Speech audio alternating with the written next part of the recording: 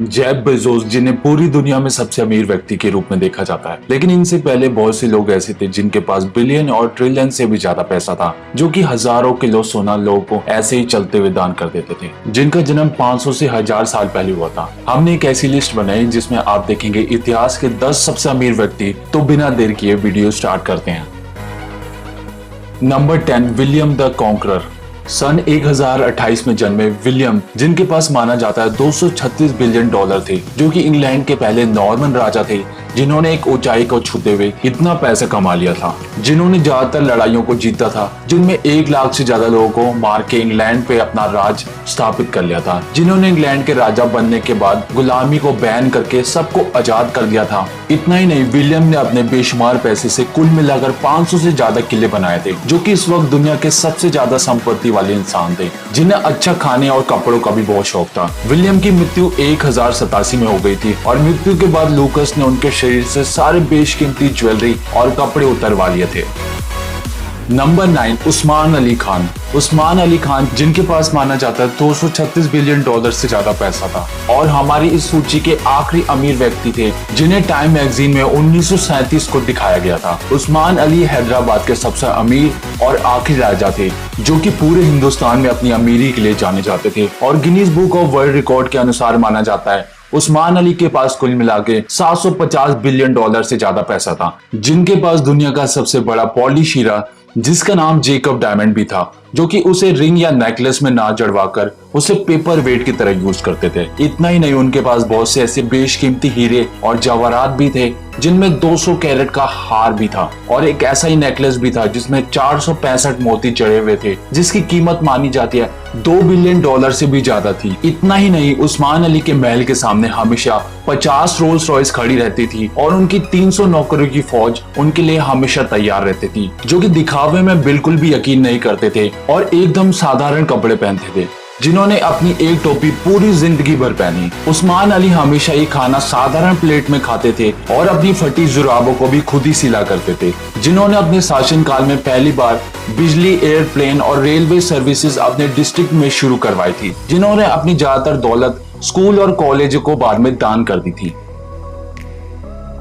Number 8, Nikolai Roman. Nikolai के पास माना जाता है 300 बिलियन डॉलर से ज्यादा पैसा था, जो कि रशिया के सबसे अमीर परिवारों में से एक था, लेकिन बहुत से इतिहासकार उन्हें कमजोर राजा मानते थे, जो कि खुद कहते थे वह कभी भी राजा नहीं बनना चाहते थे और ना किसी पर राज करना चाहते थे। लेकिन इसका ये मतलब नहीं उन्होंने अपना राज्य में राजगद्दी का आनंद ना लिया हो। उन्हें हर साल 2 लाख रूबल मिलते थे और छोटे मोटे खर्चों के लिए अलग से 20,000 रूबल दिए जाते थे, जो कि साल में 1.5 लाख रूबल खर्च कर देते थे। आप इस बात का अंदाजा लगा सकते हैं कि उस वक्त फैक्ट्री वर्कर को साल भर में सिर्फ 5 रूबल और बड़े अधिकारियों को साल में सिर्फ 5,000 रूबल ही मिलते थे, जो कि निकोलाई के मुकाबले 40 गुना कम थी। निकोलाई ज्यादातर खर्चा अपने कस्टम मेड कपड़ों और अपनी बीवी की ज्वेलरी पर खर्च करते थे और माना जाता है निकोलाई के पास उस वक्त 24 टन से ज्यादा सोना और चांदी था। यही नहीं, निकोलाई के पास 1200 नौकर की एक पूरी फौज भी थी, जो कि हरदम उनकी देखरेख में लगी रहती थी। इतना ही नहीं, निकोलाई अपनी आलीशान पार्टीज के लिए भी जाने जाते थे, जो हर पार्टी में 1.5 मिलियन डॉलर से ज्यादा खर्च कर देते थे, जो कि अपने खाने पीने की आदतों के लिए भी काफी फेमस थे,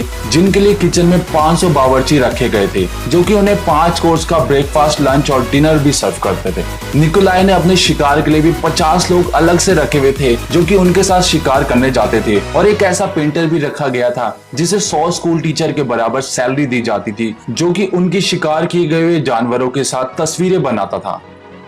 नंबर 7, एंड्रू गार्निक। एंड्रू के पास माना जाता है कि 309 बिलियन डॉलर से ज्यादा पैसा था, जो कि अमेरिका के सबसे अमीर परिवारों में गिने जाते थे, जो कि एक स्टील के कारोबारी थे, जिन्होंने अपनी शुरुआत के दिनों में टेलीग्राफ मैसेंजर की नौकरी की थी और जब वे 24 साल के हुए तो उन्होंने वेस्टर्न डिवीजन पेंसिल्वेनिया का सुपरिटेंडेंट बना दिया गया, जहां वह और उनके सुपीरियर इन्वेस्टर को बिजनेस में पैसा लगाने के लिए एडवाइस करते थे, जिसकी वजह से सिविल वॉर के अंत में बहुत से लोगों ने रोड इंडस्ट्री में बहुत सा पैसा लगा दिया, जिन्होंने बाद में रोड इंडस्ट्री को छोड़कर अपना रुख आयरन इंडस्ट्री पर किया और बहुत सी आयरन कंपनी स्टार्ट कर दी, जिनमें से एक का नाम था कैरेज स्टील कंपनी, जिन्होंने अपनी जिंदगी में बहुत पैसा कमाया। लेकिन एंड्रू कभी भी सामाजिक कामों से पीछे नहीं हटे, जिन्होंने मरने से पहले 4.8 बिलियन डॉलर दान कर दिए, जिसमें एक बहुत बड़ा हिस्सा उनके नौकरों के लिए भी रखा गया था। Number 6, Jacob फगर। जेकब के पास माना जाता है 400 बिलियन डॉलर से भी ज्यादा पैसा था, जो कि बहुत ही बड़ी फैमिली से ताल्लुक रखते थे, जिन्होंने बाद में अपना पैसा दूसरी कंपनीज में लगाना स्टार्ट कर दिया था, जहां से उन्हें बहुत ज्यादा कमाई हुई, जो कि उस वक्त बहुत बड़े इन्वेस्टर माने जाते थे, जिन्होंने वेटिकन सिटी चर्च का निर्माण के लिए बहुत सारा पैसा भी दिया और अपना पैसा कभी भी गलत चीजों में वेस्ट नहीं किया, और अपने कमाए हुए पैसों से इटली में बहुत सी इमारतें और घर बनवाए, जो कि उस वक्त इटली में अपने 4 मंजिला घर में रहते थे, जहां बहुत सारे आलीशान फुआरे भी लगे हुए थे। इतना ही नहीं, उन्होंने अपनी बीवी के लिए 4 बिलियन डॉलर से भी ज्यादा के गहने रखे हुए थे, जिन्होंने दुनिया की सबसे पहली लो इनकम हाउसिंग प्रोग्राम भी स्टार्ट किया था, जिसका नाम फूग्रे था, जिसमें कुल मिलाकर 52 घर बनाए गए थे, जो कि उन लोगों के लिए बनाए गए थे जो कि बहुत गरीब थे, जिसमें साल भर के लिए उन्हें 100 रुपए से भी कम चुकाने पड़ते थे, जो कि इतिहास में हमेशा अपनी महानता के लिए जाने जाते हैं। Number 5, John D Rockefeller. John के पास माना जाता है 400 बिलियन डॉलर से भी ज्यादा पैसा था, जो कि उस वक्त अमेरिका के सबसे अमीर लोगों में से एक थे। इतना ही नहीं, जॉन अमेरिका के सबसे बड़े ऑयल टाइकून भी माने जाते हैं, जिसकी वजह से वह इतना पैसा कमा पाए, जिन्होंने 1870 को स्टैंडर्ड ऑयल कंपनी स्टार्ट की थी, जो कि कुछ ही समय में आकाश की ऊंचाइयों तक पहुंच गई। एक टाइम ऐसा भी था जब स्टैंडर्ड ऑयल कंपनी अमेरिका के 90% ऑयल को कंट्रोल करती थी, जिसकी वजह से वह इकोनॉमी का 2% पैसा अकेले ही कमा गए थे, जिन्होंने अपनी जिंदगी में बड़े आलीशान तरीके से जी थी, जिनके अमेरिका में बहुत सारे घर और प्रॉपर्टी भी थी, जिनका एक घर न्यूयॉर्क में था, जिसमें बनने में पूरे 6 साल लगे थे, जिसमें चाइनीज सेरामिक का भी काम किया गया था। लेकिन ये सिर्फ एक शुरुआत है। रॉकफिलर के पास एक स्टेट भी था, जिसका नाम पोक टैको था, जो कि 3500 एकड़ में फैला हुआ था, जिसमें 75 घर और 70 रोड्स बनाई गई थी, और साथ साथ गोल्फ कोर्स, टेनिस कोर्ट जैसी सुविधाओं से भी लैस था। लेकिन रॉकफिलर पब्लिक के बीच इतना लोकप्रिय नहीं थे, मगर फिर भी वह साल में अपनी 10% इनकम लोगों को दान कर देते थे। नंबर 4, अकबर। अकबर, जिन्होंने 15वीं शताब्दी में राज किया था और माना जाता है जिनके पास 500 बिलियन डॉलर से ज्यादा पैसा था। अकबर, जिसने बहुत सी लड़ाइयां लड़ी और बहुत सारे राज्यों को जीत लिया, जो कि किसी भी कीमत में दूसरे राज्यों को जीतना चाहता था, जिन्होंने हिंदुस्तान से लेकर अफगानिस्तान तक पूरा जीत लिया था। इतना ही नहीं, अकबर को सभी धर्मों का सम्मान करने वाला माना जाता था, जिन्होंने दूसरे राजाओं की तरह कभी भी गैर मुस्लिम पर अत्याचार नहीं किया था, जो कि माना जाता है कि वह सभी धर्मों को एक मानते थे और हर किसी को बराबरी का मौका भी देते थे। और माना जाता है कि अकबर हिंदू त्योहारों को भी मनाते थे। इतिहासकार के अनुसार उनके राज में पूरी दुनिया का 25% पैसा उन्हीं के पास था।